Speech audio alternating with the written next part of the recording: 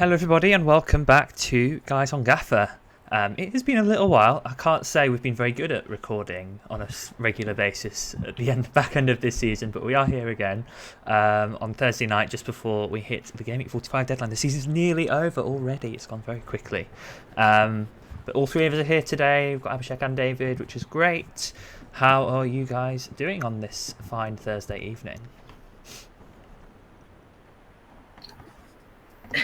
Doing all right, but summer is in full force, so it's really hot. I mean, it's getting 41, 42 degrees in the afternoon, so it's really pissing me off, both in terms of I can't do anything done properly without sweating a lot. So it's really causing, sorry for the noise again.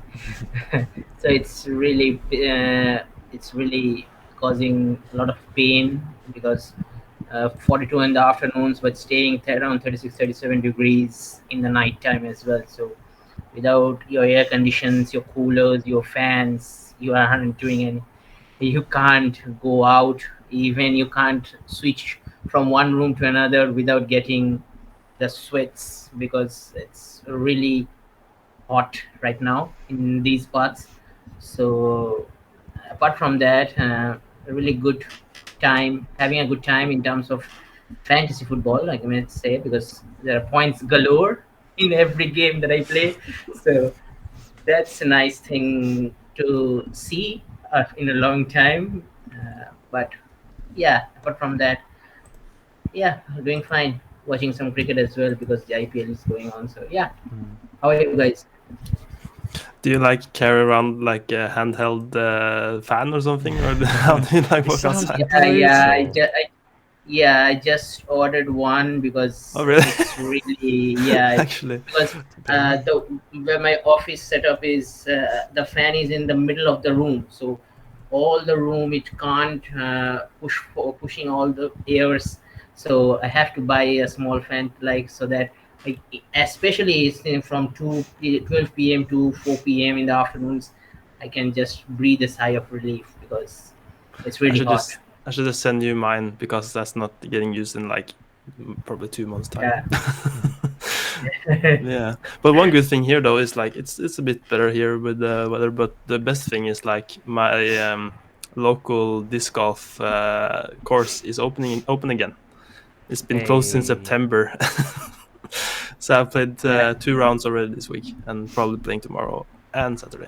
So I've learned my lesson. I'm going to, even though I live like 10 meters from the course, I'm going to go there more. Just not like think, oh, I can do it like because it's just so close. I can just do it another day. I just have to do it. So yeah. You could say that every day. Yeah. So that's a good reason to get outside. With my, I don't even know if I said it, but with my knee injury. But like, that's a good thing. Oh, Yeah. I mean, I'm really surprised because I'm seeing snow. I mean, it's the end of April, and still there are countries they're still getting snowfalls. I mean, really, Not what here has though. happened to our climate? That's okay. Yeah, not your, yeah, not every part, but I've seen some parts on the Twitter section that they're still getting snow. I mean, what is happening? How about you, John? Yeah, good. Well, I'm still on a high from last night, to be honest. I mean, to pretty much secure safety, pretty much rule Liverpool out of the title race, to get our first win against Liverpool since 2010 in front of fans, because the one time we did beat them was in an empty stadium. It was a really it's one of those rare moments. I mean, Everton fans don't get much joy, you know. It's one of those rare moments that we can actually properly enjoy. So, hold on. DCL scored last year. Yeah. Yeah. I mean that's not quite. You know, it's not exactly as joy. I know he doesn't score many, but him just scoring one goal isn't going to fill me with as much joy as beating Liverpool. But yeah, that was really good. Fantasy football wise, I've just been plodding along a little bit, really. The only game that's gone well, really, in these doubles is Super League. The others have gone a bit meh. But yes, but yeah, all is good. All is good here. should we get into it? Let's have a look at our teams from Game Week 44 and how we did. David, you're first this week, except that is the wrong thing because that's next week's team. There we go. Oh, it's Abhishek first. Sorry, David. I thought I'd switch the order up, but Okay. Abhishek's on the screen, so sauce. Has that happened before? In our many years? I don't think so. Go on. You get your usual number one slot at Abhishek. Off you go. Yeah. So finally, in the 9th attempt, my boost finally worked wonders. I mean, all my 3 captains, Carvalho, Philogene, and Armstrong returned at least once in 2 games. So that's nice. Carvalho returned both on both games. Philogene and Armstrong returned once, so which was nice. So got me around 100 points, those 3, and the rest. Somerville got 18, Dewsbury Hall got 11, Sargent got 8. My 3-man defense, Brady, Walker Peters, and Ricky P got 4, 3, and 3 points respectively. Allsop was my goalkeeper, got 7 points. So really disheartening to see Stuart Armstrong get injured on the first game already. So it's disappointing to see. Hopefully he recovers well. He's out for the season apparently. So hopefully he recovers well. So yeah, got 172 minus 4. That's 168. Got a game week rank of 53rd, and that has given me a green arrow of 200 places. So finally I am inside top 500 which is nice. But after game week 44, I'm finally breached the top 500 mark, which is a disappointment in itself. So, but such has been the season in Gaffr. So hopefully, I can finish whatever high position I can get and get started fresh next season. Yeah, that's me. Cracking score though, that 172 minus 4. So really good week. But you said this was the first time a boost had worked. What have you been doing all the season? I don't know. Every time I played, I mean, this season already, people got benched, people got red carded, people got. So I punted on some really bad picks that didn't perform at all, didn't came off at all. So a culmination of all those things happened, but majority was on me because I put up a few ridiculously punty players that was not acceptable at that time. But I thought, hey ho, the template is doing really bad for us, so let's try something different. But didn't work out. So hopefully next season the template will be a bit more lighter on us fantasy managers, and we can get, and I can get some decent boost scores as well. So yeah. I think the template boost strategy always seems to have come out on top, and I've definitely strayed away from the template boost strategy to my detriment this season. It's definitely an interesting one. Anyway, David, you're up next. Talk us through your game week. Yeah, so I've gotten more than 100 points at least, but still a red arrow. I'm still inside the top 300, just by a few places, but I got returns from all my players, triple, Armstrong, Philogene, and Mavididi. But in the process of getting Follow and Mavididi, I sold Somerville and KDH. So if I kept those, I would have gotten a bit more points. Did you sell KDH because he was a doubt? Yeah. But he was probably not that injured, it seems like. No. But yeah, I think that's my main problem in all fantasy games. I hate the template so much, so I always go different. And this rarely works, but at least I got some returns. But when all the other players around me get the regular points just by having the players I don't, it just evens out, and even though I can get a good score with different players, it's still not much movement. This season it has happened too many times in in Gaffr. So hopefully it doesn't happen next season because it becomes really boring really early. So Yeah, so for example, I instead of selling Sara, for example, I thought he had a good fixture, so I sold him. I kept him instead of Somerville, but that didn't work. So yeah, and my sadness, Torp wasn't even in the squad, so doesn't help to be an almost hero in the cup, I guess. I don't even know what he did wrong. Like, was it like because the decision went against him? He's like, no, you did. He did only come off the bench in the cup. I think he's just a rotation risk, full stop. To be honest, I know you'd love him to be, a regular starter and key player, David, but I'm like projecting my own hopes onto this player. Like, one thing I can say is that I think he will start next season because I don't see Coventry midfielders doing well without him. I think O'Hare is back as well, so I think O'Hare and Top should start because they should start their number one team because it's high time they at least come up to the Premier League because they have been investing quite a lot and they are not showing that much consistency, especially in the playoff picture. Hopefully they get through this time around. But yeah, like one boost left, so we'll just see what happens. But yeah. Fair.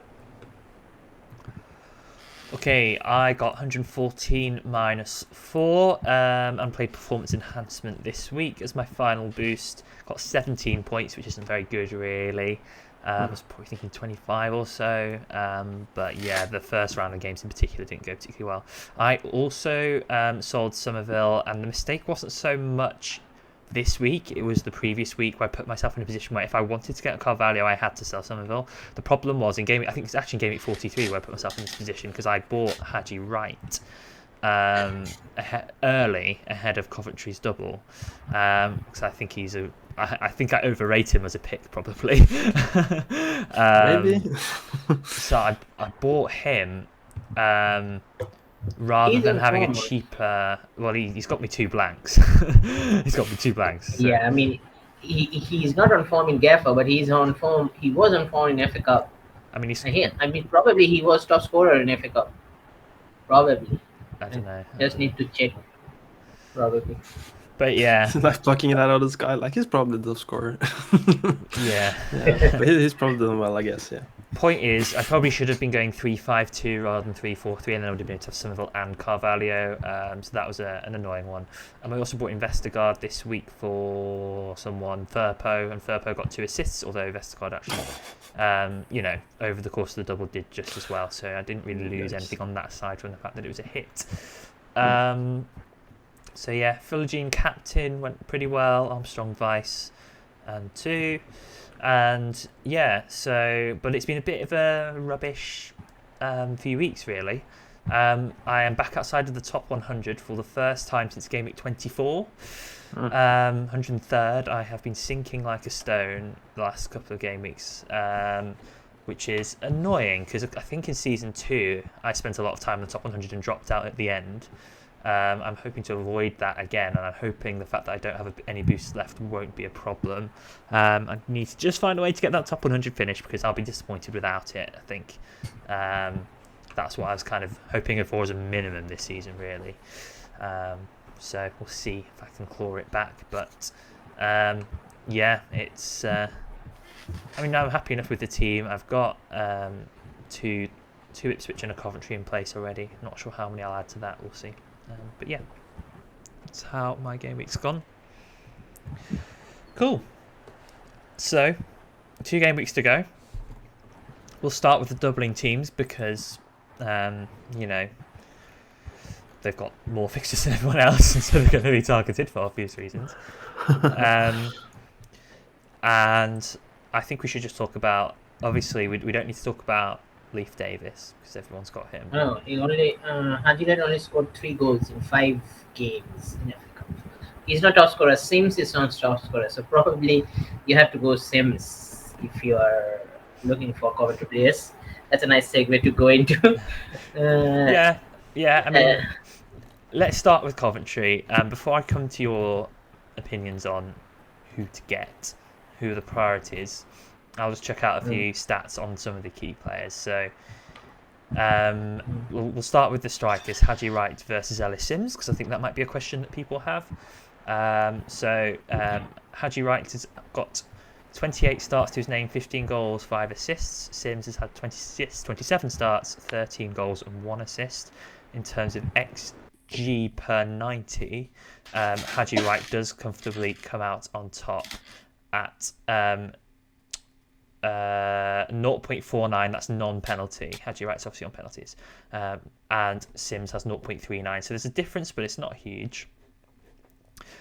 So that's, I guess, the key stats for them in terms of expected assists. Not really enough for it to be relevant. Haji Wright has slightly better stats, but it's still fairly low.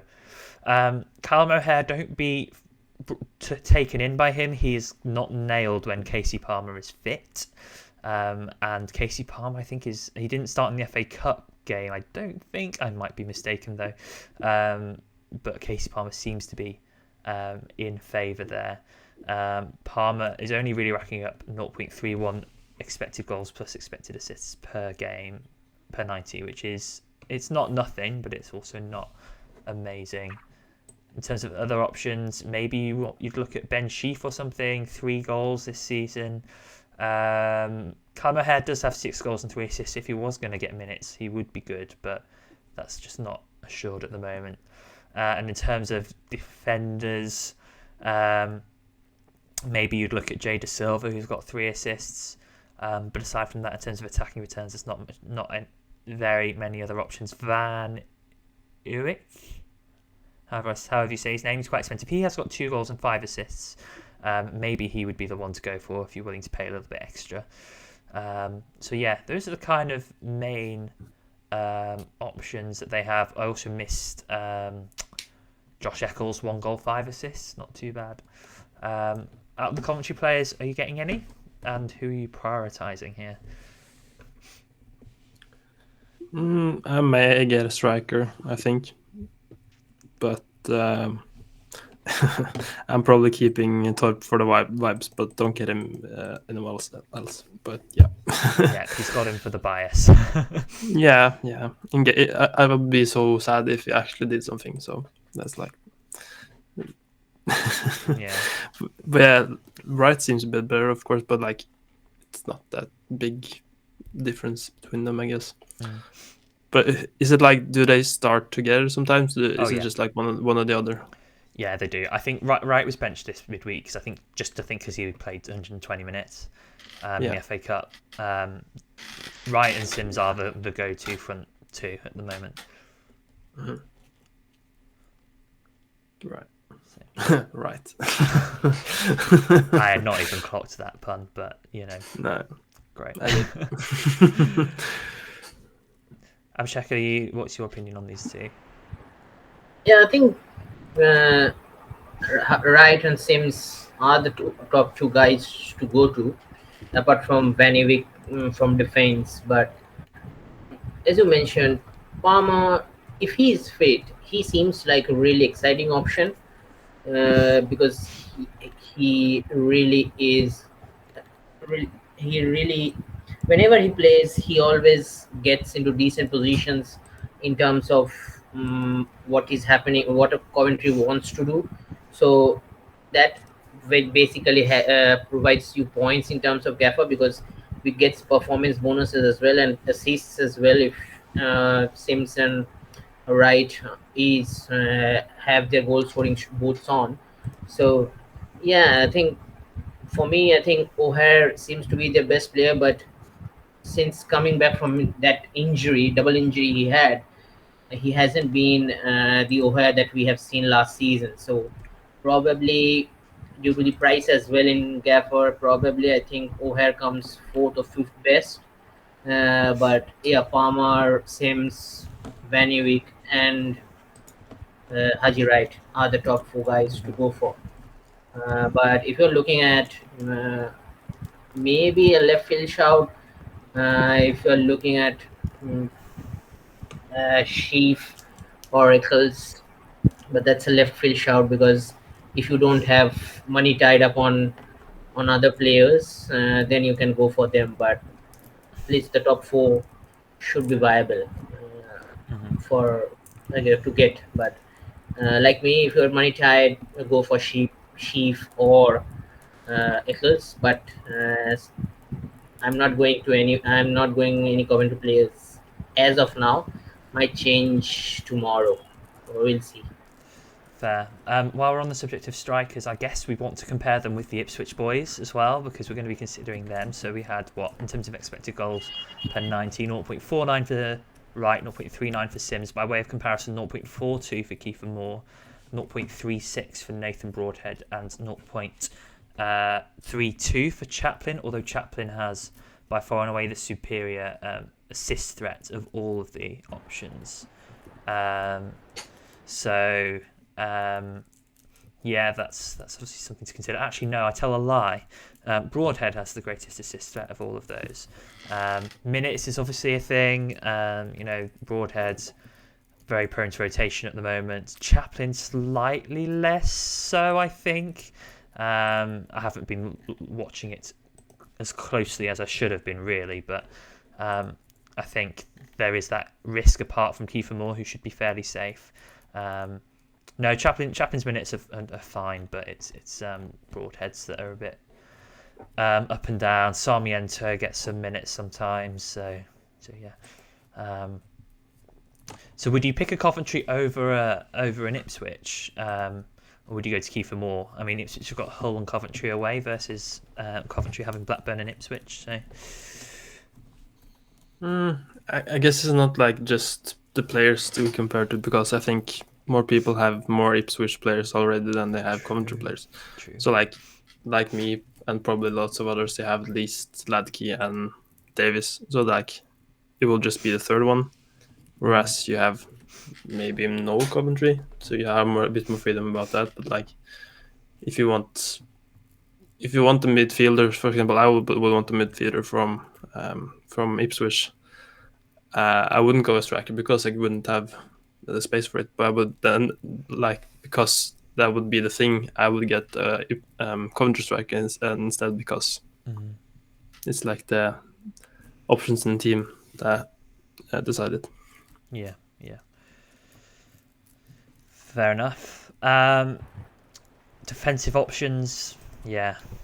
Leaf Davis, everyone has him, so no need to comment on that. Are you going near any of them? Any of the other defensive options for either team? I think if you're targeting, Ipswich has been scoring goals, but the problem is there have been too many goal scorers from them. I mean, the recent few matches, Sarmiento has scored, Hutchinson has scored. They have bought a new striker, I think, in the January window. Apart from Moore, he has scored as well. So they have quite a lot of attackers, but as you said, in terms of minutes, those are the options.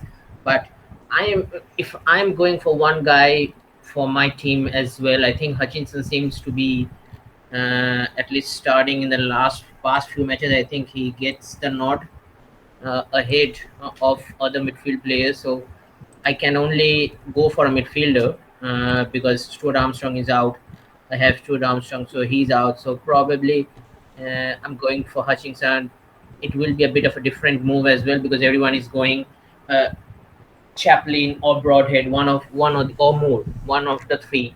So I'm probably going to go a bit different, because I can't spend the money on my forwards, because too much money is tied up on forwards, and I'm not really inclined to sell Rutter or Armstrong. Those who are selling, good luck to them, but I am not selling them because they play QPR and Stoke, so which are really bad defensively. So there will be returns from them. So I'm not selling either one of them to fund a forward move for either of the doubling teams. So probably my move will be Hutchinson, and I would really vouch for him, because I think he looks really up for it, especially in the last couple of matches. He looked really lively. So yeah, it will be a fun game to watch as a neutral, because it will be, because the title is on the line. No one is assured of a top four. Yes. There will be goals and there will be clean sheet wipeouts. So I'm really going to, if I'm going all in on Coventry and Ipswich, I will really get on those attackers because there will be goals and there will be no nil-nil drabs, nil-nil draws. So yeah, that's my one suggestion: is go for the attackers, whoever may be, whoever you feel like. There are a lot of attacking players from both the sides. Go for the attacking sides Yeah. and attacking defenders. Don't go for the central backs on the other players. It's just not worth it because the fun will, it will not be it will not be a much more interesting game then, because they will get the boring 3 points from everyone. Hutchinson's a really interesting shout, actually. He's had no returns in his last 5 games, but he's a 90-minute man. In fact, in his last 9 games, he's only returned in 1 of them, and that was 2 goals and an assist in the 6-0 against Sheffield Wednesday. But yeah, he's a 90-minute man. He's quite good for successful dribbles. He averages over 2 a game. He gets a few key passes in as well. I think he gets about 1.4 a game. And his other underlying stats aren't bad in terms of XG, expected assists. So yeah, don't know. He's got 7 goals and 5 assists from only 17 starts, so that seems good. But that seems to be earlier on in the season. I'm not sure what I think of him. I think he's a very exciting player, that's for sure. Yeah.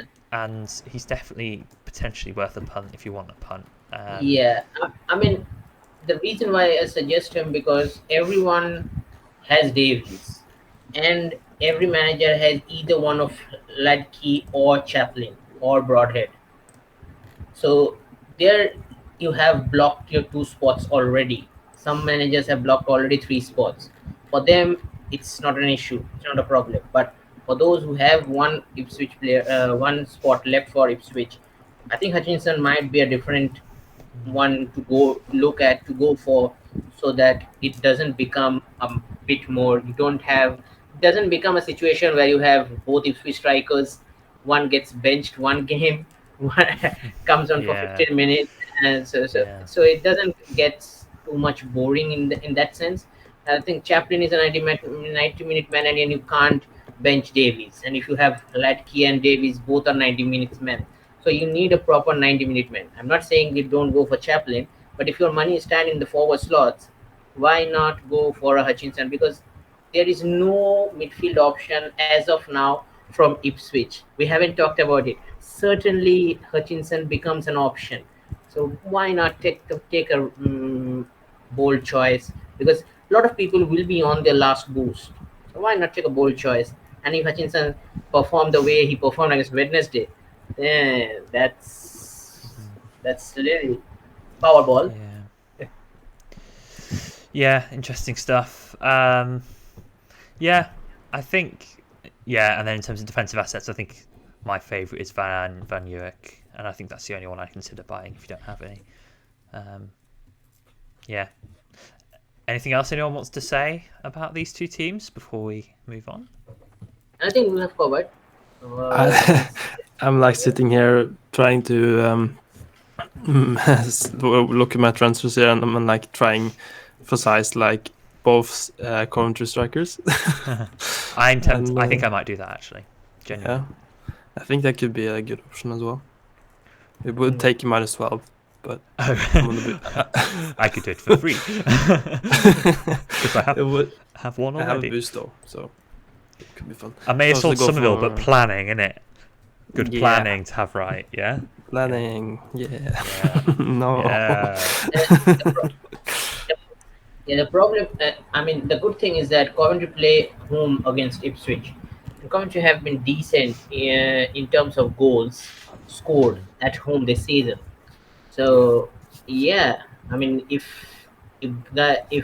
Coventry get a result against Blackburn, which they need to, I think, for the playoff picture, to stay in the playoff picture. So, yeah, why not? Coventry attack forwards can be a really differential and interesting and good option as well. Nice. Indeed. In terms of other punts for the last 2 weeks, is there anyone you would call out as potential options? I'm looking at one right now, actually. Go on then. Enlighten Because us. to like fit in my whole crazy -12 plan, I was not looking at players below 7.4, Mhm. and like I was like looking, should I maybe get some Modix for the first time this season? I've not been a smart manager this season, not having him.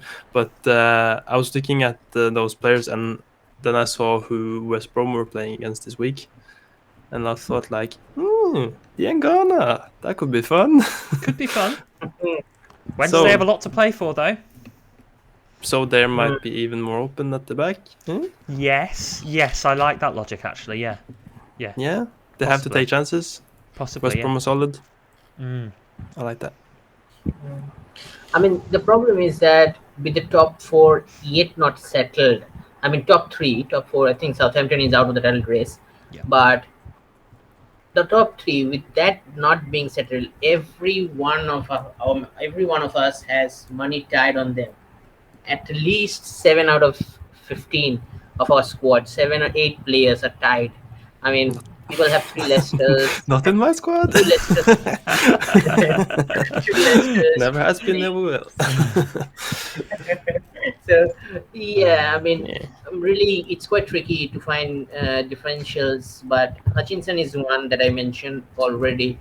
He seems to be a decent one. Diangana seems to be a decent one, and I think in terms of, if you look at the fixtures that are left, I think you can have. I mean, Hull, although Carvalho and Philogen, Hull has been decent.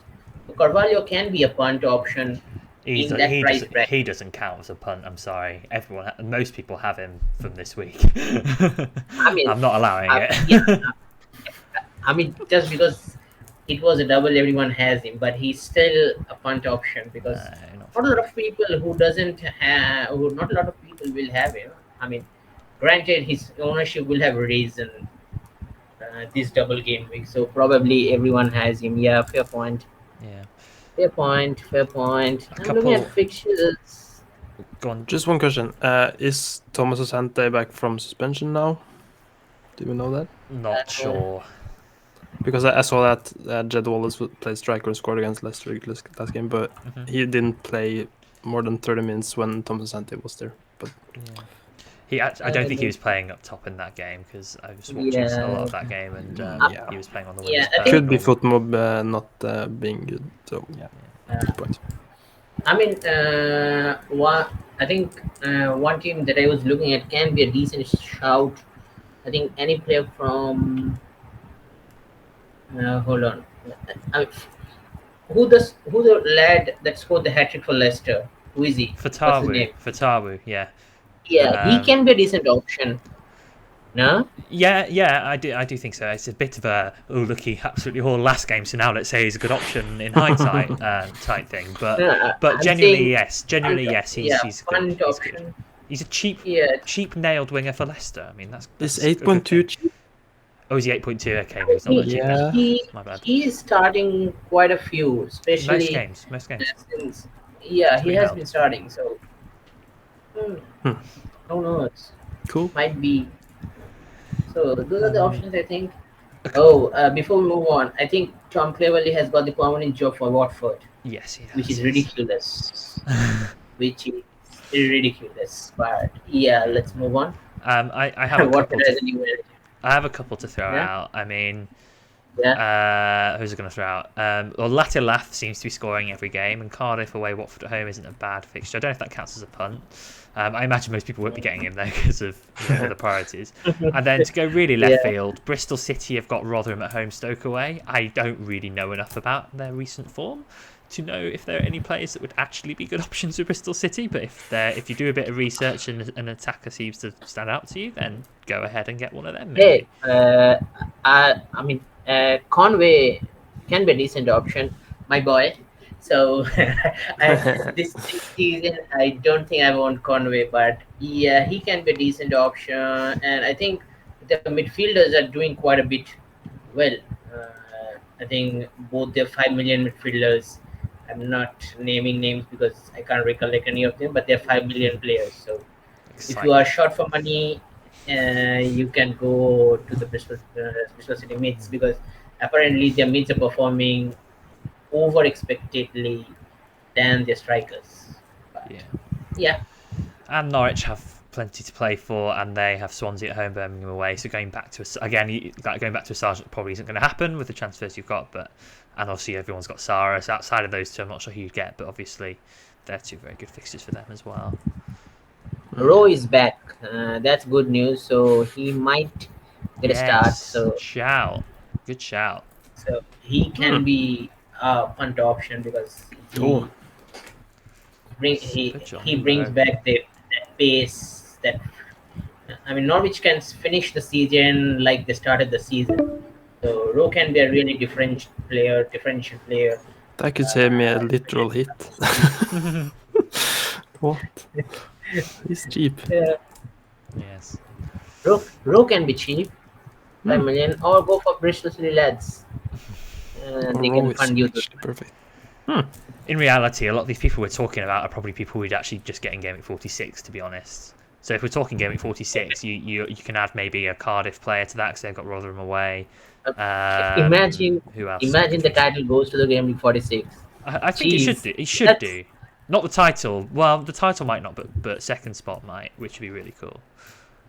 I really hope it does. Not that I'll be able to watch on the day, but if Ipswich wins these 2 games, then the title is going on the last day. Yeah. And if Ipswich drops any one of them, or at least draws one of these games, then I think it's Leicester's to lose. But Leicester is on deep trouble. How will they perform? I don't know. Well, let's talk about that then. I guess we're not going to do another round of predictions, because we did that in our last episode. But Leicester they've probably done they're almost there now. Obviously, they had a massive wobble, but that win against Southampton was massive. So they're on 94 with 2 to play. Leicester 90 with 2 to play. So essentially, Leeds would have to win both, and Leicester would have to get 2 draws would be enough. They'd have to basically get 1 point. Ipswich, and maybe goal difference could come into it, because it's quite close between Leicester and Leeds. Leicester have goal difference of 47, Leeds 43. Ipswich have by far and away the worst goal difference of the lot, and they're on 89 points, but they've got a game in hand. So let's say they do win that game in hand. If they win their 2 games, we could be very much in a position where it's going all the way down to the wire. Or they could, if they win their 2 games and Leeds lose at the weekend to whoever they're playing, which is unlikely. Who Leeds playing? QPR. Yeah. It's unlikely that happens, but if that does happen, then Ipswich would do it with a game to spare. They'd be on 95. I mean, I think Leeds play Southampton, so ultimately that game will decide Leeds. Yeah. So that's an interesting game. But Southampton might end up resting people for the playoffs at that point. So who knows? Yeah. So actually, we could actually get a scenario where, let's say Ipswich win and Leeds lose this weekend, and then in their midweek game against Coventry, a win for Ipswich would send them up. I don't think, like I say, I don't think Leeds will lose, but that would be mental. I mean, if Ipswich comes out from these 2 games with 6 points, kudos to them, because Coventry are really good at home. Hull City are really good at home this season. Both are difficult games. Yeah. So you never know. If Ipswich comes back with 6 points, they should go up. They should go up, because that's the toughest double they will face this season. Because both the teams they're facing are really good at home, at least in terms of in front of goal. So they really need to buckle up if they want to get that automatic promotion place. And if they want to go through playoffs, then that's fine as well. But first priority is automatic promotion places. Yeah. But I think apart from I think you can say that Leicester, Leeds, and Ipswich are the 3 teams to go up. Well, I mean, the playoffs, anything can happen though. So you know that team that comes third, there's no guarantee. There's nowhere near a guarantee. I mean, let's talk about the playoff race as well. The playoff picture it was essentially 2 from 4. So West Brom are being reeled in a little bit in 5th place, 72 points. Norwich 72 points as well, and then Hull 69 points. So Hull are probably going to have to win both games, I imagine. Yep. But so that game against Ipswich is going to be huge in both counts.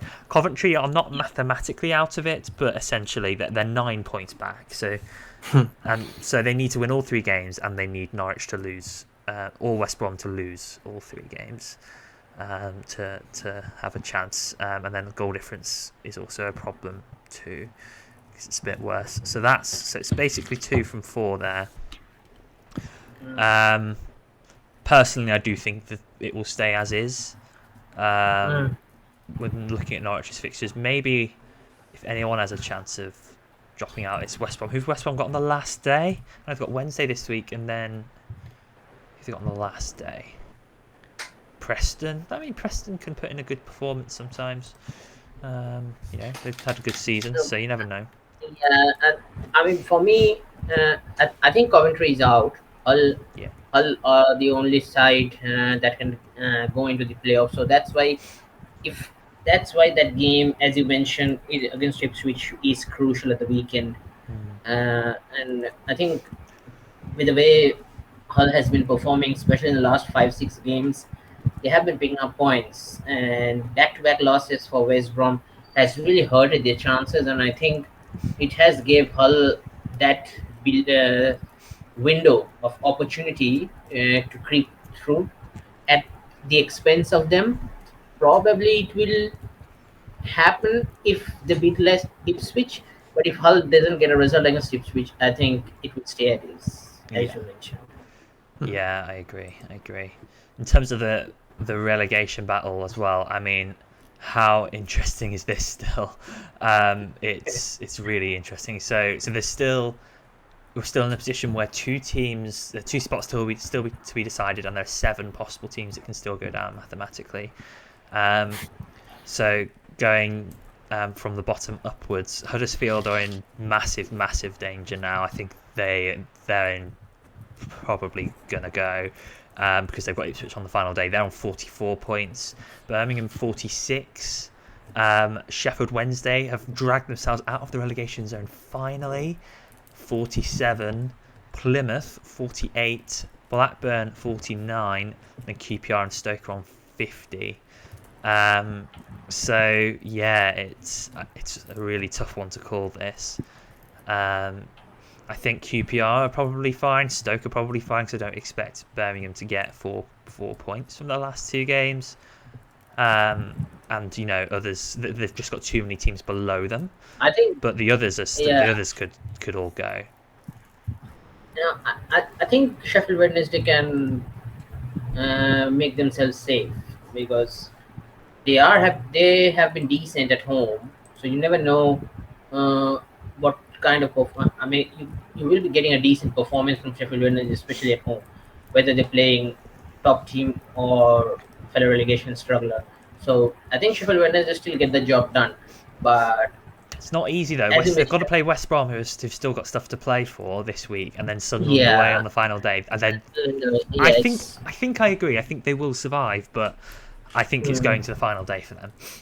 Yeah, I think Plymouth are in a danger and possibly will go down. I mean, it's between Plymouth and Birmingham. I think Rotherham and Huddersfield are going down. So it's between Plymouth and Birmingham for me. But you never know what type of Blackburn are we going to expect. Sometimes we are expecting Blackburn to get pummeled and they come up with the goods. I think I may have spoken too soon, actually, on Huddersfield, because guess who Huddersfield play on Saturday? Oh. It's Birmingham. So that is huge. So if Huddersfield win that, then they're on 47, Birmingham are on 46, and then obviously you'd expect Plymouth, Blackburn or Sheffield Wednesday to drop points. So That's massive. What a huge game that is. I mean, if you're Sheffield Wednesday and Plymouth and Blackburn, like, what do you actually want out of that game? Do you want a draw? I guess you want a draw. Yeah. I think. No, I mean, even if it's a Birmingham win, that's fine with them. If it's a Huddersfield win, then Blackburn, Plymouth, Sheffield Wednesday are all in trouble. I think a Birmingham win's worse, because a Birmingham win secures Huddersfield's fate. They're down. But that means Birmingham get to 49 and Sheffield Wednesday drop back into the relegation zone. So I think a Huddersfield win's probably better than a Birmingham win, for me. Yeah, but if Sheffield Wednesday wins against West Brom, It's massive because they are at home, I'm favouring. But they're at home, so that massive comes down quite a bit because they have the defense. It's West Brom. It's West Brom, and they want. Yeah, I know it's West Brom, but Sheffield Wednesday at home has been decent, and they have been on form as well, especially at home, not away from home, but at home. Yes, they've been very good at beating the teams around them, but I don't think they've really been getting results against the top teams. I might be mistaken on that, but I think they're doing a really good job at beating those bottom half teams at the moment. But it's West Brom. You never know. But if Huddersfield wins, then that becomes much more interesting because then the relegation battle becomes much more open. It would be the most interesting result, yeah, definitely. Yeah, but if Huddersfield loses, then it's all done. But if Huddersfield win, then on the final day we're gonna have a title fight and a relegation fight. So Don't good. know who Love is this going. Yeah, that sort of situation really is really good for watching. So let's hope that happens. David, I hope you're enjoying this debate. Do you want to say anything at this point? No, I'm just listening. This is interesting. Yeah. I'm like the podcast listener now, basically. It's such a great league. I mean, Yeah. It's very there's a interesting. reason a Norwegian guy and an Indian guy are doing a podcast on the English second tier. You know, it has to be a good league for that to be possible, right? Yeah, for sure. Cool. Shall we move on to our teams for this week then? Let's do it. Yep. We're going to rattle through them because our call ends in 4 minutes. Hello. I'm going to challenge you to rattle through them. Ooh. I David. can't. Right. Whittaker and Ugbo and Armstrong and Sarah out for double Coventry strikers. Diangana and Rowe, was it? no, No. that Hutchinson guy. Hutchinson. Yeah. Cool. Oh, that was really And then- short and sweet, David. Performance enhancement boost. Captain? Ooh, that's And- interesting. Coventry. Let's go both strikers just to be safe. Okay. Rapid. Oh, it's me next. Probably get Sims for Whittaker. And then probably take a -4, but I'm not sure what I'll do. It might be Mavididi to Hutchinson. It might be Van Uwijk in for Vestergaard or Giles. Undecided, but it's probably -4. Probably captain. Sims all right. Yeah. Abhishek. Yeah, my move would be Stuart Armstrong to Hutchinson. Probably I'm captaining Hutchinson because my vice will be on Davis. And my emergency will be... Sorry, carry on. I'm not going to get any Coventry players because of money issues, so that's why it has to be on Davis. My vice, maybe if I get a -4 and get a week in, then might go vice on him, or if I take another risk and get Palmer in, who knows, but it will be on for tomorrow. But as of now, Hutchinson will be my captain, so hopefully Hutchinson plays both 90 minutes and gets a return. That will be nice. Nice. Oh, that was swift. Well played, guys. Well done. That brings us to the end of probably our final podcast before we do a wrap-up episode after the end of the season, where we'll review our start of the season predictions, laugh at how wrong we so all looking were, forward to because we always get those things very badly wrong. And maybe I'll do a quiz again, because I did a quiz last year. It got no views, Yeah. but it was quite far after the season ended because I was travelling. But I won't be this time, so maybe I'll try and get one done fairly soon. Cool. Any final words in the next 60 seconds before the meeting runs out. I hope I do better at that quiz than the one last season. Yeah. I think we'll probably share Thursday Night Wars results on the final day as well. Yeah, let's do that. Thanks for watching, everyone, and listening, and continue to like and subscribe and all that good stuff, even though the end of the season is here, so there won't be any content for a while. And yeah, we will see you all soon. Enjoy the final moments of the season. It's goodbye from me. Ha det bra. Namaste from me.